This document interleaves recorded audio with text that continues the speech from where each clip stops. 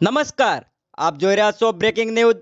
સાબરકાંઠાના ખેડબ્રહ્મામાંથી એક અત્યંત શક્તિશાળી અને હૃદયદ્રાવક ઘટના સામે આવી રહી છે. ખેડબ્રહ્માના ભાખરા ગામમાં લગ્નની ખુશીઓ પળવારમાં ફેરવાઈ ગઈ છે.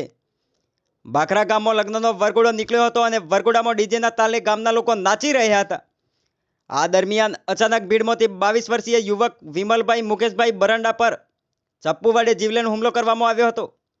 યુવક પર અચાનક થયેલા આ હુમલાને પગલે લગ્નના માહોલમાં ભારે અફરાતફરી મચી ગઈ હતી અને બંને પક્ષોના ટોળા સામસામે આવી જતા મામલો બહુ જ ઉશ્કેરાયો હતો.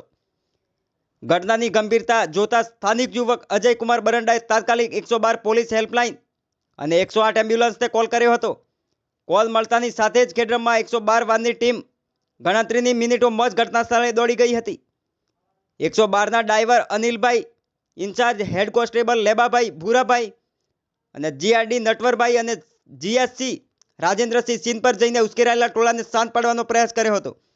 પરંતુ મામલો વધુ ગંભીર હોવાથી 112 સિટોડા વાનની ટીમને પણ બોલાવવી પડી હતી.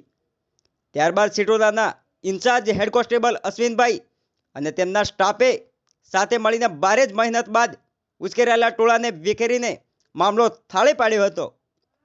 બીજી તરફ 108 આંતરસૂબા એમ્બ્યુલન્સ મારફતે ઈજાગ્રસ્ત વિમલભાઈ બરંડાને તાત્કાલિક સોરીવાડ સીએચસી હોસ્પિટલ લઈ જવામાં આવ્યા હતા, જ્યાં તેમની તબિયત વધુ લથડતા પ્રાથમિક સારવાર આપીને વધુ સારવાર અર્થે હિંમતનગર સિવિલ હોસ્પિટલ રિફર કરવામાં આવ્યા હતા અને હાલ વિમલભાઈની તબિયત અત્યંત નાજુક હોવાથી જાણવા મળી રહ્યું છે અને પોલીસ આ મામલે આગળની કાયદેસરની કાર્યવાહી હાથ ધરી છે.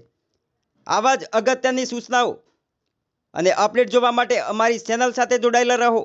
એસપીઆઈ આદિવાસી ન્યૂઝ આજના ખાસ રિપોર્ટ સાથે હું છું યોગેશ અંગારી.